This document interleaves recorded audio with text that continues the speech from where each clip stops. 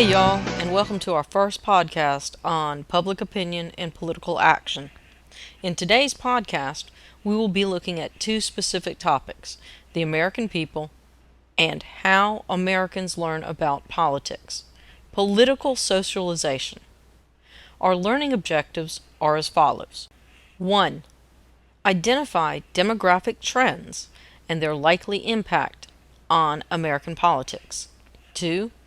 Outline how various forms of socialization shape political opinions. Okay, y'all, let's begin. The American people. The United States remains one of the most diverse countries in the world today. The study of American public opinion aims to understand the distribution of the population's belief about politics and policy issues. Such diversity makes the study of American public opinion especially complex, for there are many groups with a great variety of opinions. The task is further complicated by the fact that people are often not well informed about the issues, and they may have contradictory attitudes. There are also consequences for democracy. The least informed are also the least likely to participate in the political process, thereby leading to inequalities in who takes part in political action. The Immigrant Society. One way of looking at the American public is through demography. Demography is the science of population changes. The most valuable tool for understanding demographic changes in America is the census, which was first conducted in 1790 to comply with the constitutional requirement that government conducts an actual enumeration of the population every 10 years. A census helps government know how many seats in the House of Representatives each state will have, since the House of Representatives is based on state population. Once a group can establish its numbers, it can then ask for federal aid in proportion to its size. The American melting pot. The United States has always been a nation of immigrants.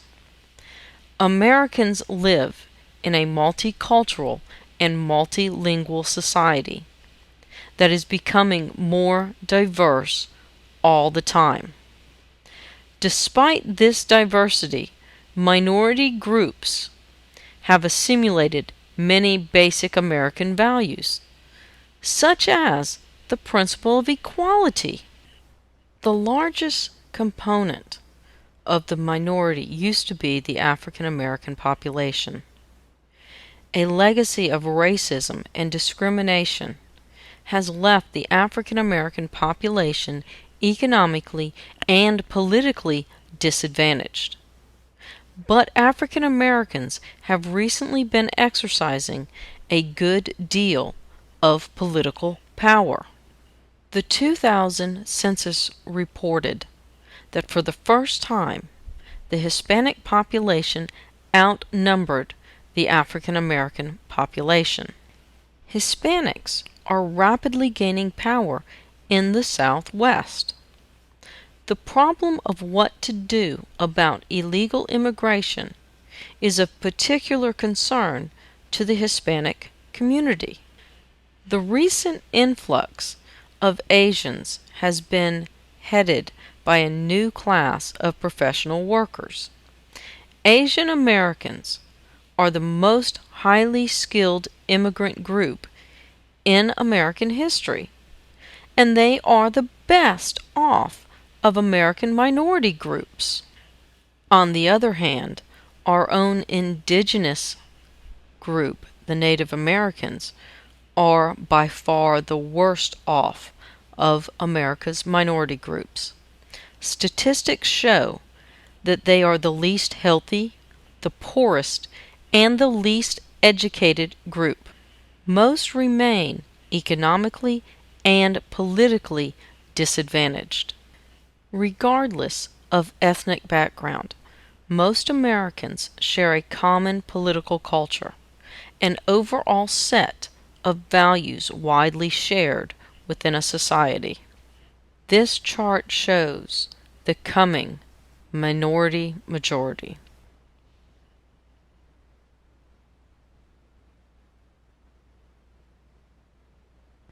As a result of immigration reform has been a hotly contested issue in American politics in recent years. Which side of the fence are you on when it comes to immigration reform? The regional shift.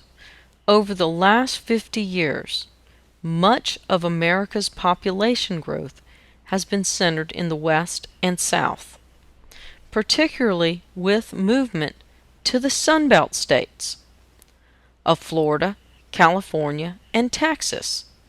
They've come from the Rust Belt states like Pennsylvania, Ohio, and Michigan. The process of reapportionment occurs every 10 years following the census and brings with it gains or losses of congressional representation as the state's population balance changes. New York has lost about 1/3 of its delegation over the last 50 years. With this last census, South Carolina has gained a new member in the House of Representatives due to the population change in our state. The graying of America.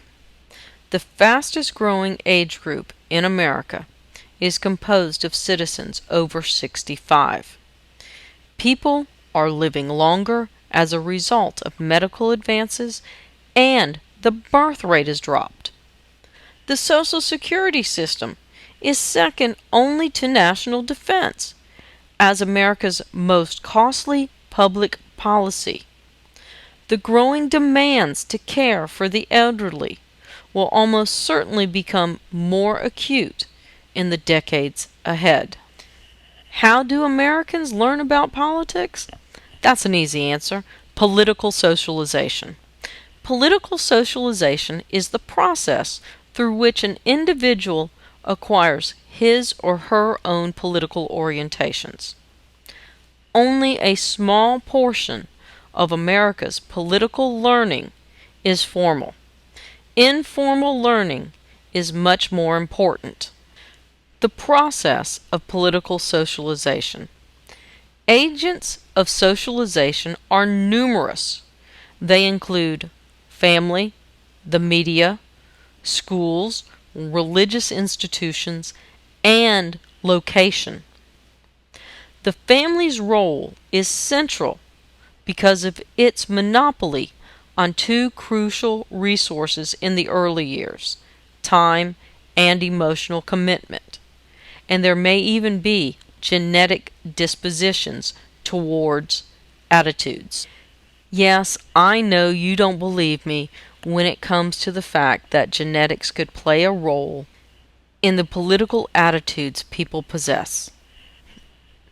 Research with identical twins have indicated that genetics does play a substantial part in the political attitudes people possess. The mass media has been referred to as the new parent. Television now displaces parents as the chief source of information as children get older. Governments throughout the world use the schools in their attempt to instill a commitment to the basic values of the system. Both democratic and authoritarian governments want students to learn positive features about their political system because it helps ensure that youth will grow up to be supportive citizens.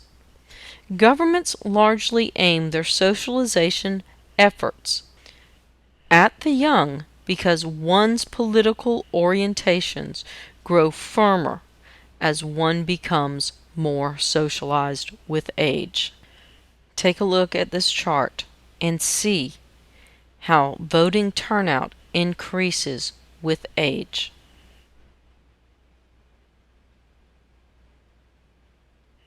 This concludes our first podcast on public opinion and political action. In today's podcast, we looked at the American people and how Americans learn about politics, political socialization. The learning objectives were 1. Identify demographic trends and their likely impact on American politics, and 2. Outline how various forms of socialization shape political opinions. Tune in to our next podcast on public opinion and political action. It will deal with measuring public opinion and political information, as well as what Americans value, political ideologies. Thank you for listening to today's podcast.